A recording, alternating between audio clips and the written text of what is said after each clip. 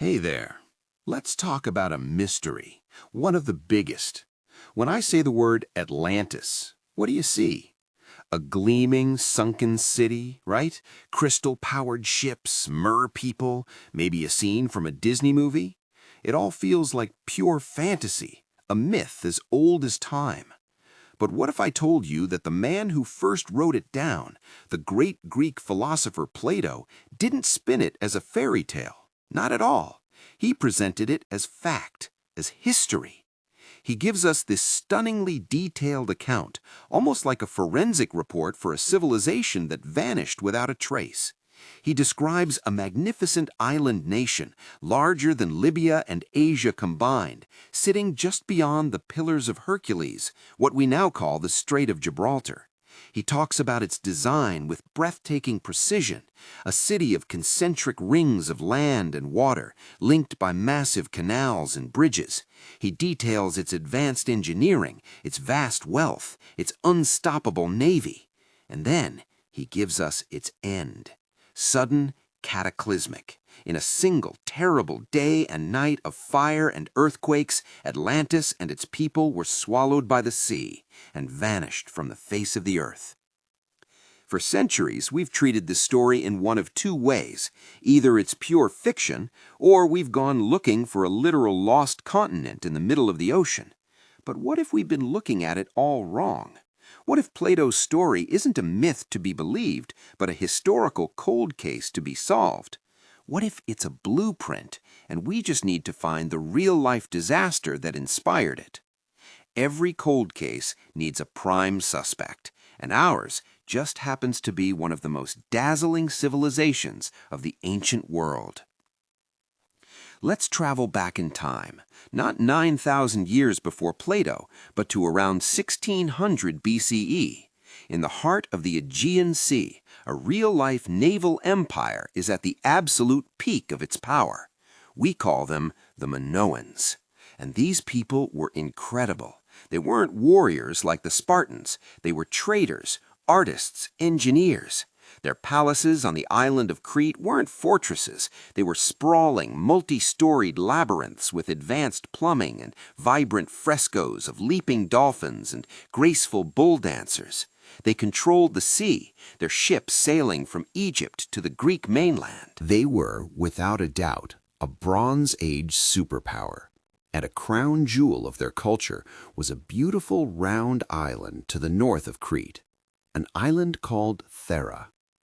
You probably know it by its other name, Santorini. Santorini, with its iconic cliffs and whitewashed villages, is the picturesque scar left behind by something truly apocalyptic. Because around 1600 BCE, the volcano at the heart of Thera erupted. And this wasn't just an eruption, it was one of the most violent volcanic events in all of human history, a cataclysm. The explosion was hundreds of times more powerful than the atomic bomb. It blew the very heart of the island into the sky, leaving the massive, flooded caldera we see today. The blast unleashed colossal tsunamis that radiated across the Aegean, smashing into the coast of Crete, obliterating Minoan ports and fleets in an instant.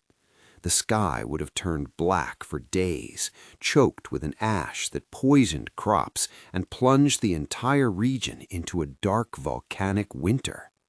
A highly advanced, island-based sea power, at the zenith of its influence, utterly devastated in a sudden, violent cataclysm of fire and water. Sound familiar? Okay, I know what you're thinking. There are some big holes here. But Plato said Atlantis was in the Atlantic and that it happened 9,000 years before his time, not 900. And you are absolutely right. Those are the giant discrepancies that make most historians dismiss the whole theory. But what if those discrepancies aren't holes?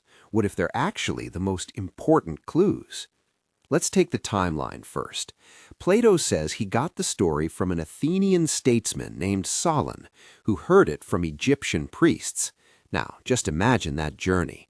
A story translated from Egyptian hieroglyphs into spoken Egyptian, then into Greek, then passed down orally for 200 years before Plato even writes it down. That is a serious game of historical telephone. And here's the fascinating part. In the Egyptian numeral system, the symbol for 100 is a coil of rope. The symbol for 1,000 is a lotus flower. They look similar enough. Is it so hard to believe that somewhere in that long chain of translation, a simple mistake was made, that a priest said 900 years and it was written down or misremembered as 9,000?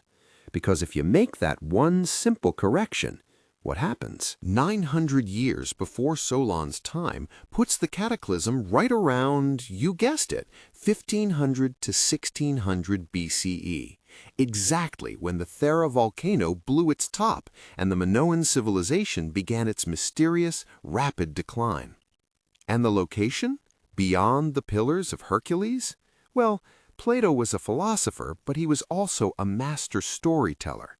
What sounds more epic and remote to his Greek audience, a familiar island right in their own backyard, or a legendary supercontinent out in the vast, unknown Atlantic, beyond the edges of the known world? He wasn't just recording history, he was taking the core of a true story and scaling it up for maximum dramatic and philosophical effect. So, where does that leave us? I don't think Atlantis is a physical place we will ever find with sonar.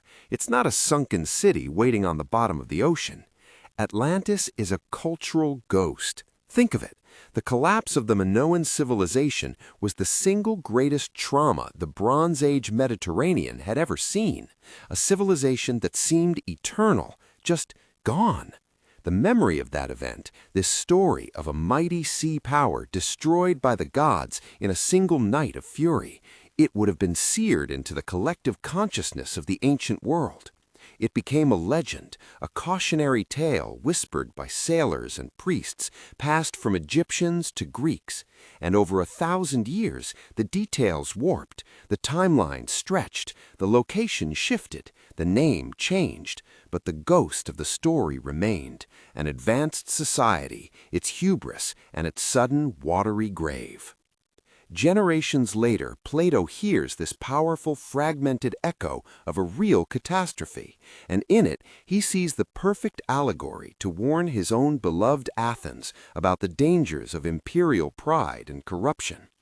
He takes the ghost of the Minoan collapse, gives it the name Atlantis, and uses it to craft one of the most enduring lessons in history, that even the mightiest among us are fragile and can be swept away in a moment.